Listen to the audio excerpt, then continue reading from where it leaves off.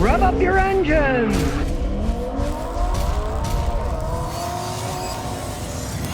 Vic James says, any pros, cons for the new Chevy full-size four-cylinder trucks? Alrighty. If you want to drive like a turtle, you don't haul much, and you don't tow, you can get away with a four-cylinder engine.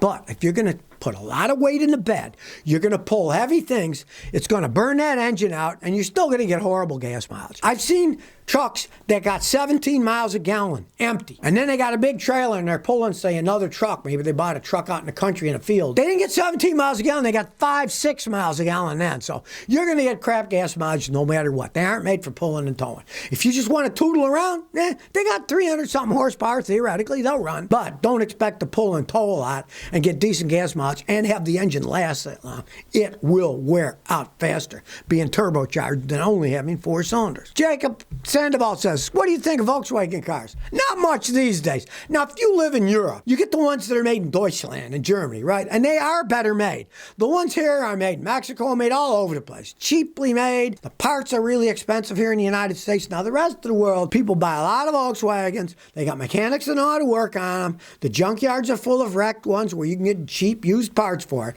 Not in the United States. In the last 3 decades, that's 30 years, I have never had a single customer ever buy a Volkswagen and then buy another Volkswagen here in the United States. And that pretty much sums the whole thing up. Cody says, Scotty, what does it mean when oil is coming out of the air filter compartment? Okay, if you're talking about the air filter inside the car and you got oil coming out there, it means that your evaporator, AC evaporator, is leaking. The AC evaporator blows cold air in your face, right? Well, there's AC refrigerant inside and also AC oil. So when it leaks, some of that AC oil leaks and it'll come out. Now, if you're talking about your air filter under the hood, where your engine air filter is, and you get oil in there, that means your engine's wearing out. That means that there's blow by and it's blowing oil through the PCV system and then it's throwing it into the air filter. Your engine's just flat and wearing out. You could also try just changing your PCV valve. If you're lucky, the PCV valve is stuck open, then it can get some oil in it. It's, $8 part. Try that. But most of the time, it means your pistons are wearing, your engine's just flat wearing out. Chris Stan says, what's up, Scotty? I got a 2021 Nissan Titan for $48K. What do you think of the Titans? They are decent pickup trucks. They make decent big pickup trucks. I mean, their V8 engines are strong. They're gas hogs, but all big pickup trucks are gas hogs. So what difference does it make? Those trucks can last a long time. The only downside is they're gas hogs. I had a customer who was dumb enough, though. He had one, used it in his business, and he didn't like it. So he thought, I'll get better gas mileage. I'll buy a used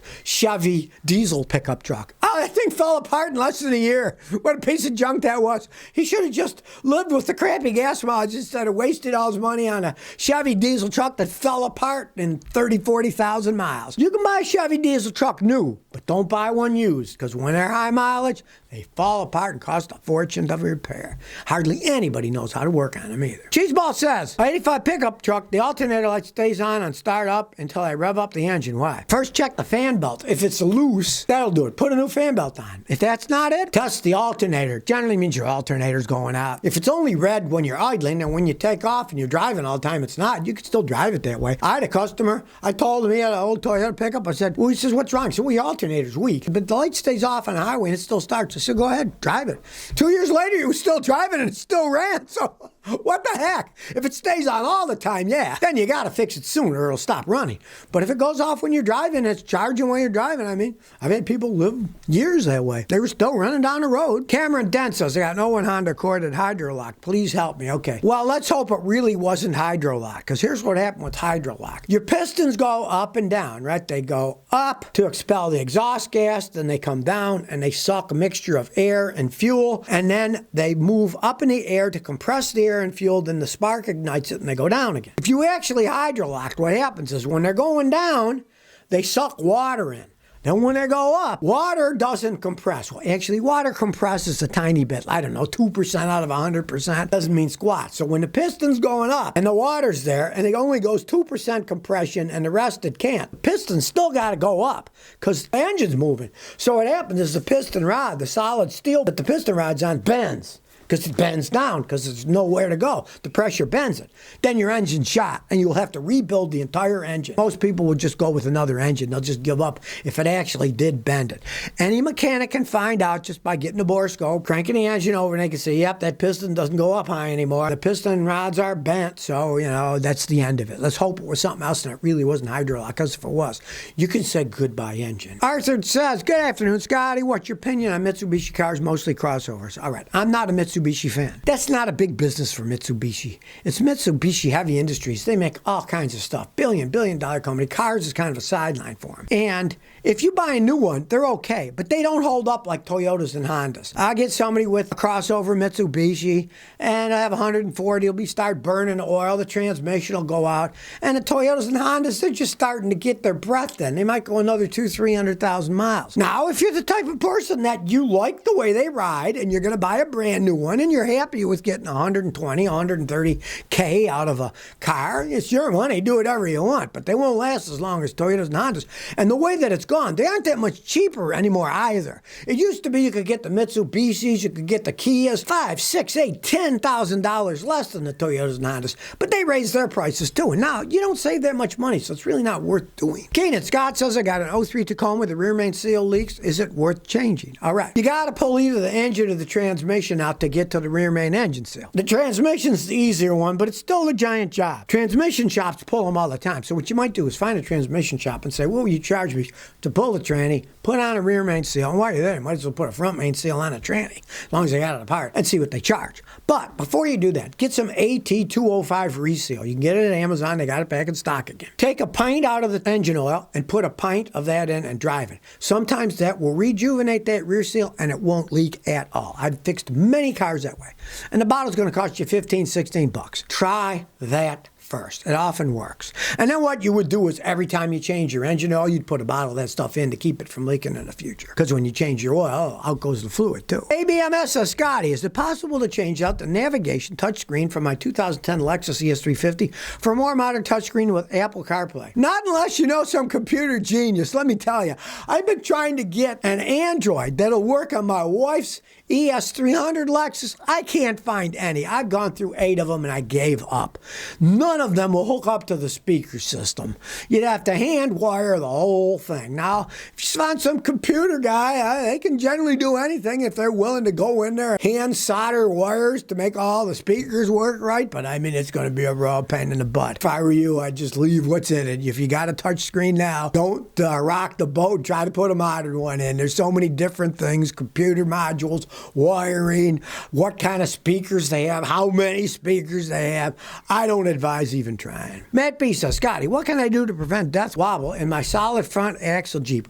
Well, see, that's an old design where you got a solid axle in the front. Now, for a long time, until just a few years ago, the Mustangs had solid axles in the rear, but not in the front that you're steering. The problem, when you got a solid axle in the front and you're steering the front, and those wheels got to turn, you got to make sure you keep lubricating those joints at the end of the solid axle. I mean, you got to lubricate the crap out of those things, because if you don't, they'll get rusty, then they'll stick, they'll get mad wobbling and stuff on them. It's a World War I design, really. When they started to do all-wheel drive vehicles in World War I, that is an old design. You got to lubricate the heck out of those things. In the Army, they told them something like every couple hundred miles, you're supposed to lubricate them, or they say every time you go through a creek or small river, you got to re-lubricate those joints, right? In wartime, most people didn't bother. People were shooting at it, they would just abandon the Jeep and run away. But that's the main thing, to be lubricating them. Bugatti 1718 says, can you wash your car too much? Some online said you shouldn't wash your car at a retail location during the winter because the water is likely contaminated with salt from the previous drivers and the wash doesn't filter it. I don't advise using car washes anyways, because yes, people go in there, they're wiping the dirt off your car, off the cars in front of you. Now, a lot of that dirt stays on the brushes. Then they wipe your car with dirt. Watch my video, Why Never to Use a Car Wash. Scotty, watch that and you'll probably never use a car wash again. You can wash your car all you want, but you got to use fresh water